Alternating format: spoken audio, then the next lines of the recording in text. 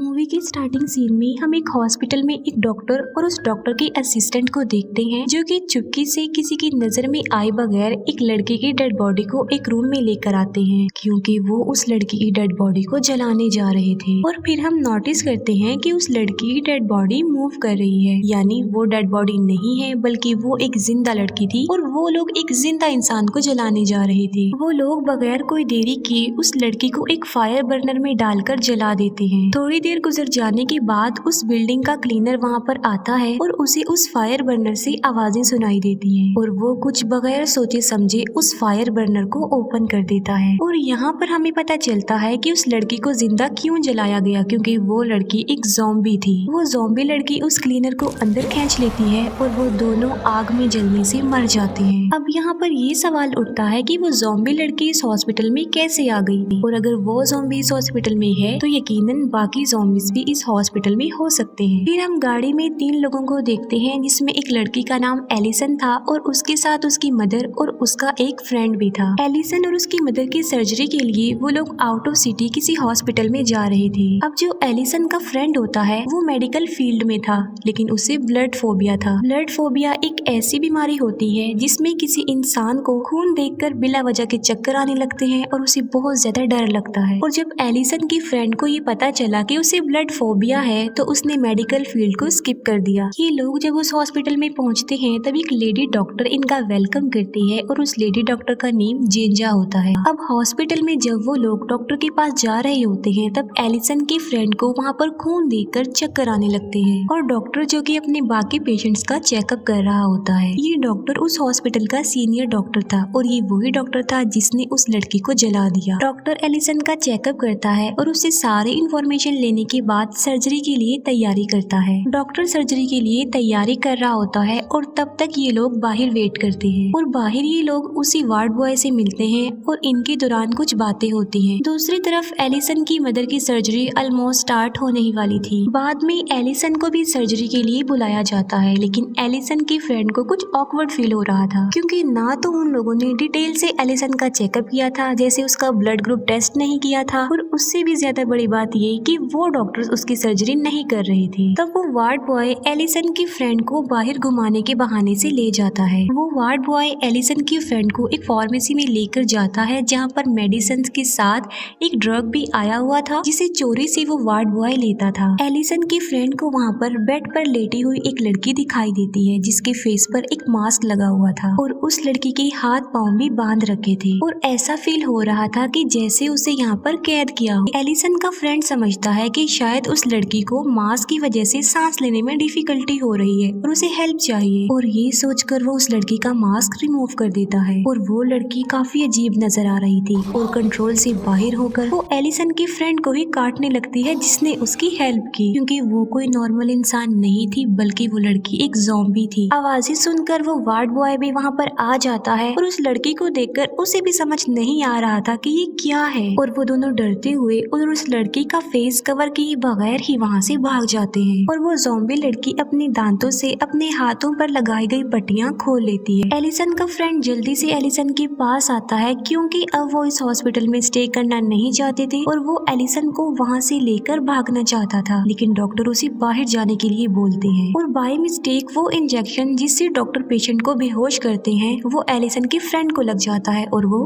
बेहोश हो जाता है। थोड़ी देर गुजर जाने के बाद जब एलिसन का फ्रेंड होश में आता है तब वो दोबारा से ऑपरेशन थिएटर के पास जाता है और वहाँ जाकर वो देखता है कि लोगों की भगदड़ मची हुई है और डॉक्टर सर्वाइवर लोगों को लेकर उस बिल्डिंग यानी उस हॉस्पिटल से बाहर जा रहे थे। और ऐसा इसलिए हुआ क्योंकि जिस लड़की को एलिसन के फ्रेंड ने बाय मिस्टेक फ्री कर दिया उस लड़की ने सबको काट कर इन्फेक्टेड कर दिया था। सब सर्वाइवर्स लिफ्ट के जरिए नीचे जाने की कोशिश करते हैं लेकिन लाइट ऑफ हो जाती है और फिर वो स्टेयर्स का यूज करते हैं और उनके पीछे बहुत सारे ज़ॉम्बीज लगे हुए थे और वो लोग खुद को सेव करने के लिए डोर बंद कर लेते हैं। एक आदमी पैनिक होते हुए व्हील चेयर पर बैठी हुई एक ओल्ड लेडी को सीढ़ियों से नीचे फेंक देता है। सीढ़ियों के जरिए खुद वो नीचे आने लगता है और देखता है कि वहाँ पर भी बहुत सारे ज़ॉम्बीज थे जो बुरी तरह एक दूसरे को खा रहे हैं और वो आदमी खुद को सेव करने के लिए एक रूम में छुप जाता है। फिर हम देखते हैं कि एलिसन एलिसन और उसका फ्रेंड बाकी लोगों से अलग हो गए थे क्योंकि एलिसन की मदर मिल नहीं रही थी और वो लोग उन्हें ढूंढ रहे थे। जब वो लोग सारे रूम्स को चेक कर रहे होते हैं तब एक ज़ॉम्बी डॉक्टर उन पर अटैक कर देता है। एलिसन का फ्रेंड उस ज़ॉम्बी डॉक्टर को मारने की कोशिश करता है लेकिन इलेक्ट्रिक शॉक लगने की वजह से वो खुद बेहोश हो जाता है। एलिसन समझती है कि शायद वो मर गया है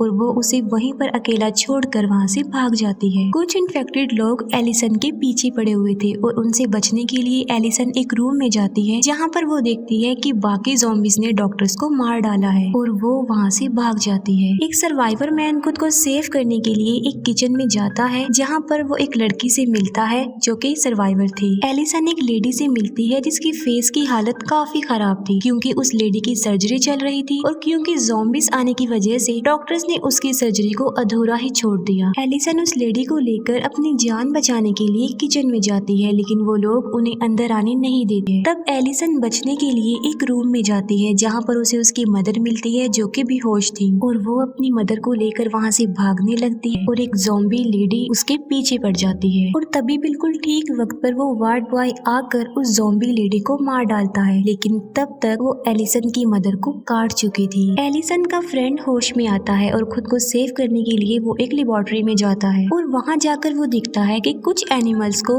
बंद करके एक ग्लास बॉटल पे रखा हुआ है। एलिसन का फ्रेंड एक गिलास बॉटल को तोड़ देता है और उसमें से एक इन्फेक्टेड एनिमल निकलता है। उस एनिमल से बचने के लिए एलिसन का फ्रेंड भागता है और वो सीनियर डॉक्टर और जेंजा के पास आ जाता है। वो लोग उस वक्त कुछ पेपर्स को जला रहे होते हैं। उन पेपर्स में ज़ॉम्बीज के क्योर के लिए कुछ बातें लिखी हुई थी और वो लोग नहीं चाहते थे कि ये पेपर्स गवर्नमेंट को मिले और इसीलिए उन पेपर्स को उन्होंने जला दिया। डॉक्टर का असिस्टेंट एलिसन की मदर की चोट पर बैंडेज लगा रहा होता है। अब जो सर्वाइवर्स बचे थे वो एक जगह पर इकट्ठे हो जाते हैं और एलिसन की मदर इन्फेक्टेड हो गई थी। डॉक्टर एलिसन की मदर को एक एक्स से मारने ही वाला होता है कि एलिसन की मदर उस डॉक्टर के फेस पर ब्लड वॉमिट कर देती है। ब्लड उस डॉक्टर के मुंह में चला जाता है जिसका मतलब ये था कि अब वो डॉक्टर भी इन्फेक्टेड हो जाएगा। खुद को सेव करने और उस ज़ॉम्बी वायरस के क्योर के लिए डॉक्टर एक मेडिसिन बनाने लगता है और यहाँ पर हमें पता चलता है कि वो वायरस उस डॉक्टर ने ही इन्वेंट किया था और उसे लगता था कि अगर मैंने वायरस को इन्वेंट किया तो मैं इसकी क्योर की मेडिसिन भी इन्वेंट कर सकता हूँ। और यहाँ पर ये बात रिवील होती है कि वो डॉक्टर ऐसी मेडिसिन बना रहा था जिससे कोई भी इंसान कभी भी, जिससे इंसान की एज कभी भी इंक्रीज ना हो और वो हमेशा यंग ही नजर आए। और उस डॉक्टर ने उस मेडिसिन का एक्सपेरिमेंट सबसे पहले एनिमल्स पर किया और एनिमल्स के बाद उसने वो एक्सपेरिमेंट इंसानों पर यानी अपने पेशेंट्स पर किया, जिससे ये बात सामने आ गई कि वो कोई मेडिसिन नहीं थी बल्कि वो ज़ॉम्बी मेडिसिन थी। और यही वजह है कि ज़ॉम्बी वायरस इतना तेजी से फैलता जा रहा था। वो डॉक्टर ज़ॉम्बी वायरस के क्योर की मेडिसिन बनाकर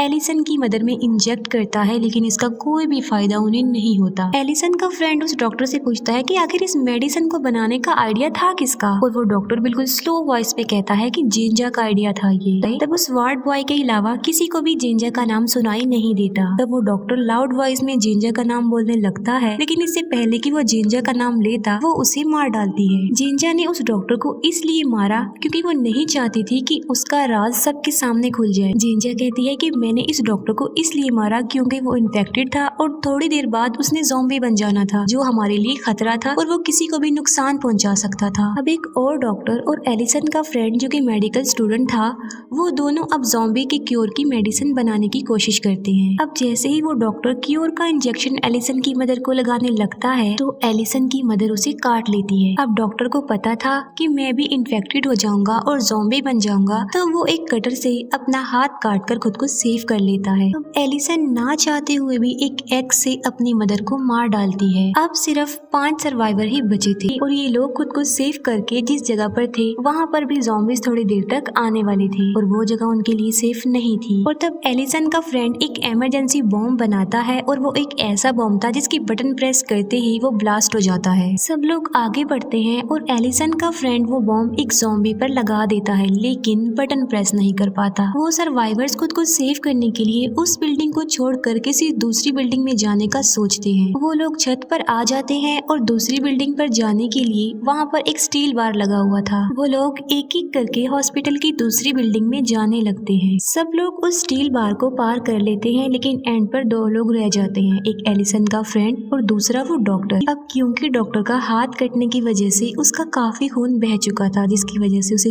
चक्कर आने लगते हैं और वो वहाँ से नीचे गिर जाता है। तब एलिसन का फ्रेंड सेफली उस स्टील बार को पार कर लेता है और जिस बिल्डिंग में वो गए थे वो भी सेफ नहीं थी क्योंकि वहाँ पर भी ज़ॉम्बीज थे। वो वार्ड बॉय जेंजा को धमकी देता है कि मैं सबको बता दूंगा कि ये वायरस तुमने बनाया है और तुम्हारी वजह से ही ये वायरस इतना ज्यादा फैल गया है। उस बिल्डिंग में उन लोगों को एक और सर्वाइवर लड़की मिलती है जिसके पीछे एक ज़ॉम्बी पड़ा हुआ था। उस लड़की को सेव कर लेते हैं। जेंजा उस वार्ड बॉय का मुंह बंद करवाने के लिए एक प्लान बनाती है। वो एक रूम में जाती है जहाँ पर एक पेशेंट ज़ॉम्बी को बेड से बांधा हुआ था। वो उस ज़ॉम्बी को डोर के बिल्कुल करीब लाकर उस वार्ड बॉय को अंदर बुलाती है और जब वार्ड बॉय अंदर आता है तब वो पेशेंट ज़ॉम्बी उस वार्ड बॉय को काट लेता है। जेंजा ने ऐसा इसलिए किया था क्योंकि वो ये सोच रही थी कि अगर वो वार्ड बॉय इन्फेक्टेड हो गया तब उसका राज किसी के सामने भी नहीं आ पाएगा और वो बच जाएगी। और तब गुस्से में आकर वो वार्ड बॉय जेंजा को मार डालता है और किसी को ये पता न चले कि उसे भी ज़ॉम्बी ने काट लिया है। वो अपना जख्म छुपा लेता है। वो सबको बताता है कि जेंजा को ज़ॉम्बीज ने मार डाला है। वो सब लोग ग्राउंड फ्लोर पर आ जाते हैं और देखते हैं कि बाहर पुलिस है जिन्होंने उस बिल्डिंग को चारों तरफ से सील किया हुआ है। अब वो सर्वाइवर लड़की जिसे उन्होंने इस बिल्डिंग में सेव किया था वो पुलिस को देखकर काफी खुश हो जाती है और एक्साइटमेंट की वजह से वो बाहर भाग कर आती है। पुलिस समझती है कि शायद वो लड़की ज़ॉम्बी है और वो उसे शूट कर देते हैं और अंदर जाकर भी वो पुलिस ऑफिसर्स यही समझते हैं कि शायद यहाँ पर कोई भी सर्वाइवर नहीं बचा और सब ज़ॉम्बीज बन गए हैं। पुलिस की गोलियों और ज़ॉम्बी से बचने के लिए ये लोग एक टनल में जाते हैं। टनल में आते वक्त वो इन्फेक्टेड एनिमल जिसको एलिसन की फ्रेंड ने बाय मिस्टेक आजाद कर दिया था वो एलिसन के फ्रेंड को काट लेता है। आगे जाकर उन्हें एक मैन होल मिलता है और उसके ढक्कन को हटाने के लिए एलिसन अपनी फिंगर्स का यूज कर रही होती है। पुलिस समझ रही थी कि शायद इस मैन होल से ज़ॉम्बीज बाहर आ रहे हैं और इसीलिए वो एक गाड़ी का टायर उस पर चढ़ा देते हैं जिससे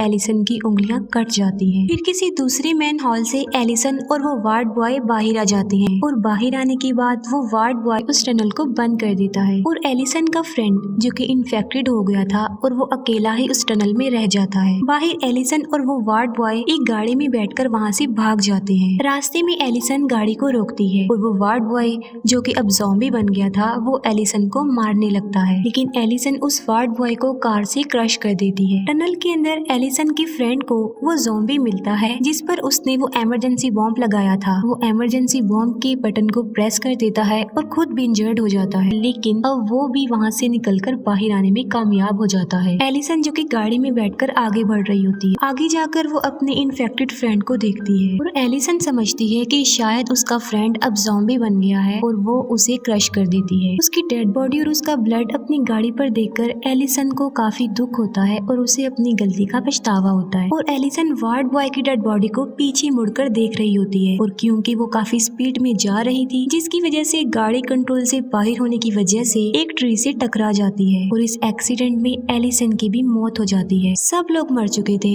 और इसके साथ ही ये मूवी यहीं पर एंड हो जाती है।